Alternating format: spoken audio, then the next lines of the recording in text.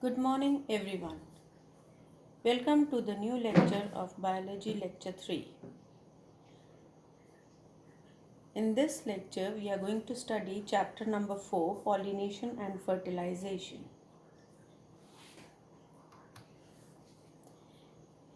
The first two lectures would be related to pollination, where meaning and types of pollination would be discussed, advantages and disadvantages of self and cross pollination, natural adaptations in a flower which will favor the types of pollination would be discussed. In our previous lectures, where we had studied about the structural features of a flower, we studied that male and female reproductive parts develop the male and female gametes produced in the anthers and the ovaries. Now, the various gametes which are produced, they are produced in separate parts of the flower or in different flowers on different plants. But how do they lead to the fusion and finally form the fruit and the seed? For this, we need to understand the transferring feature which is called pollination. So, let's study what is pollination. Pollination is the transfer and deposition of pollen grains from an anther to the stigma of a carpel in a flower or in two different flowers. That means if it is in one flower or in two flowers, pollination can be of two different types. That is self-pollination and cross-pollination. In self-pollination, the pollen grains from the anthers of one flower are transferred to the stigma of the same flower or another flower on the same plant. But in case of cross-pollination, we see that the pollen grains from the anthers of one flower are transferred to the stigma of another flower which is present on a different plant. But you should understand that the two different plants are belonging to the same species. Now, if both self-pollination and cross-pollination need the transferring of the pollen grains, let's see how nature is helping in the favor to perform self-pollination first. There are various conditions related to it. The very first condition is bisexuality.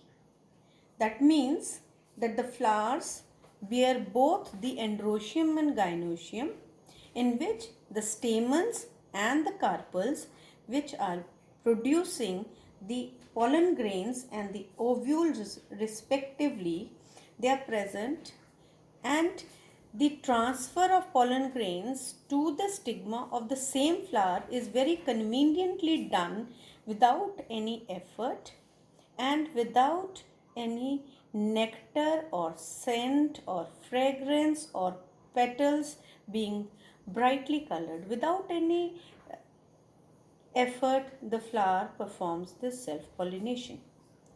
The second condition is monoecious plant. For this, we take the example of maize plant. In maize, the higher branches of the plant, it has all the staminate, that is the male flowers, producing pollen grains.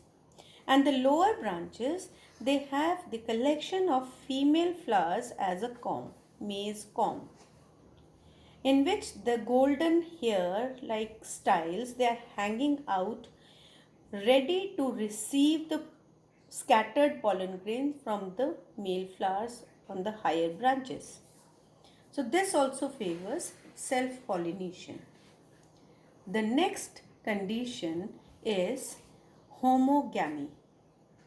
In case of homogamy, the flower is bisexual and the maturation time of both the androecium and gynoecium is at the same time. The flower shows that the pollen grains are scattered at the same time when stigma is ready to receive them.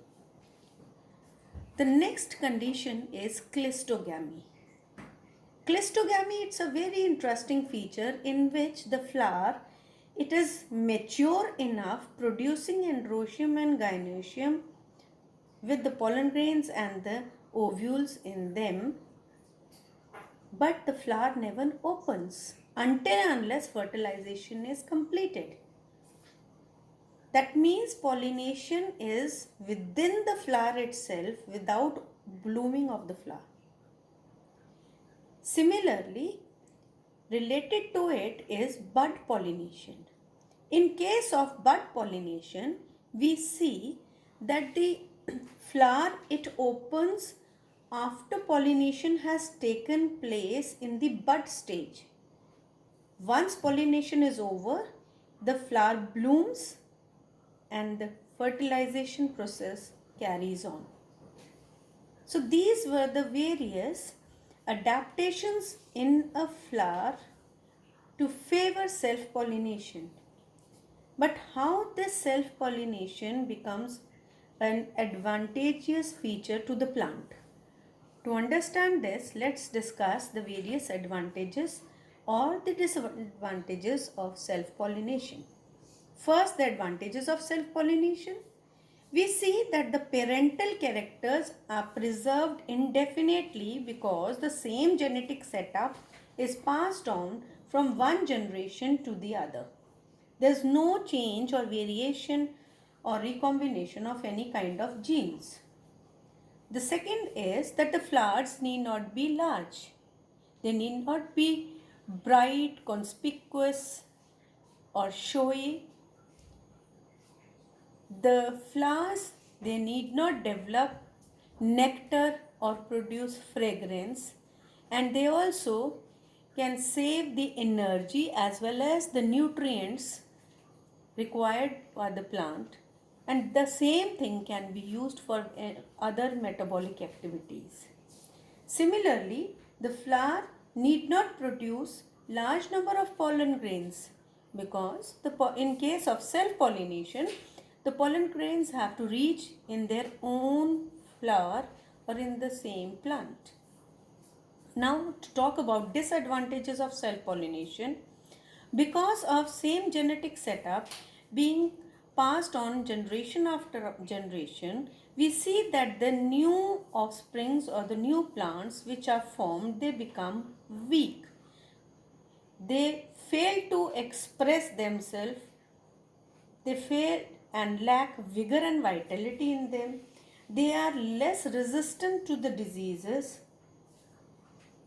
And then the seeds which are produced from such kind of plants, they are of poor quality.